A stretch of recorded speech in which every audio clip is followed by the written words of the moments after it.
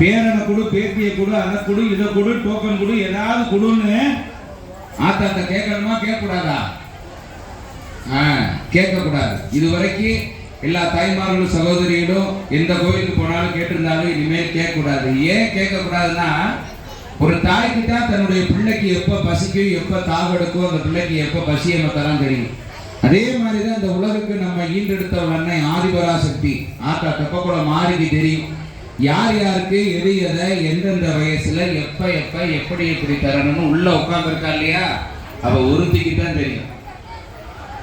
யாருக்கு எதை கொடுக்கணும் அப்படின்றது உள்ள இருக்கிற ஆத்தா உறுதிக்கு தான் தெரியும். காஞ்சி மகாபெரியவர் சொல்லுவார், காஞ்சி மகாபெரியவர் காமாட்சியினுடைய மைந்தர் காஞ்சி மகாபெரியவர் என்ன சொல்வார்னா, இறைவன் மீது, நம்மளை படைத்த இறைவன் மீது நாம பூனைக்குட்டி மாதிரி பக்தி வைக்கணும், குரங்கு குட்டி மாதிரி பக்தி வைக்க கூடாது அப்படிம்பாரு. நல்ல கவனமா கவனிக்கணும். என்ன பூனைக்குட்டி மாதிரி பக்தி, குரங்கு குட்டி மாதிரி பக்தினா, ஒரு குரங்கு குட்டி போட்டு வெளியே போச்சுன்னா இந்த தாய் குரங்கு தான் வெளியே கிளம்பும், இந்த குட்டி குரங்கு அந்த தாய் குரங்க கெட்டியா பிடிச்சுக்கிறோம். இது மரத்துக்கு மரம் தப்பி போகும் பொழுது இந்த குட்டி குரங்கு விட்டுருச்சுன்னா அந்த தாய் குரங்கு தன்னுடைய கூட்டத்துல சேர்த்துக்கிறார்.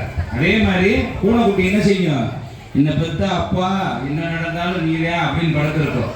இந்த தாய் பூனை தன்னுடைய வாயால கவ்வி அந்த குட்டி பூனைய எந்த பாதம் இல்லாம சேதம் இல்லாம சேர்க்க வேண்டிய இடத்துல சேர்க்கிறோம். அதே மாதிரி பூனைக்குட்டி மாதிரி பக்தி வைக்க சொன்னார். இப்ப நான் உங்களுக்கு புரியுற மாதிரி சொல்றேன். இன்னைக்கு 1 மணிக்கெல்லாம் வந்து ஏறாத வெயில்ல வரிசையில நின்று அடிச்சு புடிச்சு டோக்கனை கொடுத்து உள்ளுக்குள்ள விளக்கு பூஜைக்கு தாய்மார்கள் வந்து உட்கார்ந்தாச்சு. அப்பாடா உள்ள வந்த உடனே உட்கார்ந்த உடனே இன்னொரு அப்பாடா, சரி இன்னைக்கு விளக்கு பூஜைக்கு வந்து உட்கார்ந்து விளக்கு ஏற்றி நல்ல ஒரு 108 போற்றியும் 108 சமஸ்கிருதத்திலையும் மழை தமிழ்லையும் அர்ச்சனை பண்ணியாச்சு. இப்ப அம்மா அருள பெற நேரம். அடுத்த வருஷம் இதே மாதிரி இந்த விளக்கு பூஜைக்கு வரக்கூடிய என்னுடைய அத்துணை தாய்மார்களும் சகோதரிகளும் ஆளுக்கு 5 பவுன் தங்க சங்கிலி போட்டு வர்றீங்க. எத்தனை பவுன்? 5 பவுன்ல தங்க சங்கிலி போட்டு வர்றீங்க. இப்ப வந்தோடனே நான் மைக்க பிடிச்சி சொல்றேன், ஆத்தாய் என்னை பெத்தவர் தெப்பக்குளம் மாரியத்தா அருளால உங்களுக்கு 5 பவுன் சங்கிலி கிடைச்சிருக்குன்னா நீங்க ஆமான்னு சொல்லுவீங்களா? தருவா ஆமான்னு சொல்லுவீங்களா? ஆமா. போயா போக மாட்டேன்னு சொன்ன வீட்டுக்காரர் வெளிநாட்டுக்கு அனுப்பிச்சு நாங்க கிட்டத்தட்ட வாங்கி வச்சிருக்கோம் 5 பவுனுக்கு. ஆத்தா வாங்கி கொடுத்தாலும் ஆத்தா அப்படிம்போம். சிரிப்பதற்கு மட்டுமல்ல சிந்திக்கவும் தான்.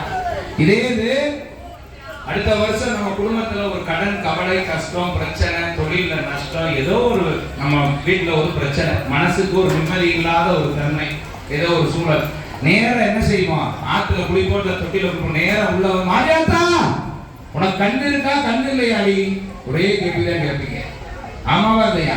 உனக்கு நான் அக்னி சட்டி எடுத்தேன், பால்குடம் எடுத்தேன், முளைப்பாரி போட்டேன், வரி கொடுத்தேன், நண்பனை பண்ணேன், உருண்டு கொடுத்தேன், விளக்கு பூசை பண்ணேன், அன்னதானம் பண்ணேன், என்னென்னமோ பண்ணேன், என்னை கண் திறந்து பார்க்க மாட்டேங்கிட்டே அப்படின்னு மாரியாத்தால திட்டுவோம்.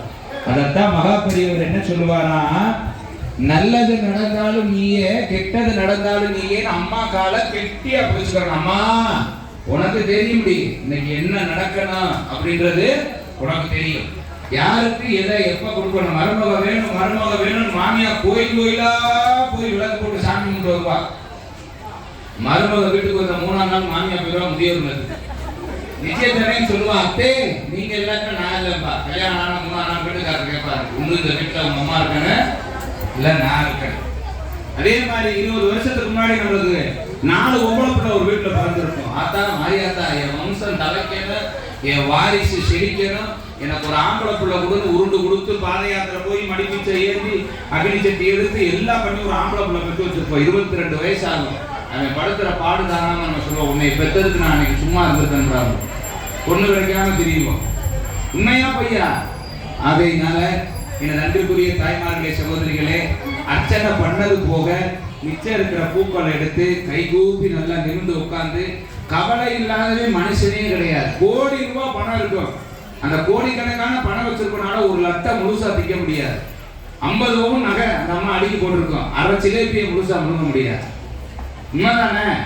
அதனால உங்க மனசுல என்ன கவலை பிரச்சனை என்ன இருக்கோ, நம்ம முன்னாடி உங்களுக்கு முன்னாடி இன்னைக்கு 5000 விளக்கு பூஜை, கிட்டத்தட்ட அவ்வளவு தாய்மார்கள் உங்க முன்னாடி உட்கார்ந்து இருக்க அந்த மாரியாத்தா கிட்ட, மதுரையை அரசாளக்கூடிய அங்கே கண்ணியினுடைய எல்லையை காக்கக்கூடிய என்னை பெத்தவளாம் பெரியவளாம் என்னை நாடு ஊரா பெயர் உலக வச்ச அந்த மாரியாத்தா கிட்ட கண்ணை மூடி 2 நிமிஷம் அம்மா கை கால் வலிக்குது, வீட்டுக்கார சொன்னபடி கேட்கல, மனசை கஷ்டப்படுத்துறாரு, நீதான் அவருக்கு நல்ல புத்தியை கொடுக்கணும், பிள்ளைங்க சொன்ன வச்சு கேட்க மாட்டேங்குது அப்படின்னு உங்க மனசுல என்ன கவலைகள் இருக்கோ பிரச்சனைகள் இருக்கோ நல்லா நிமிர்ந்து உட்கார்ந்து 2 நிமிஷம் விளக்கு ஊரில் இருக்கவங்க சுத்தி இருக்கவங்க கண்ணை மூடி கை கூப்பி சொல்லுங்க.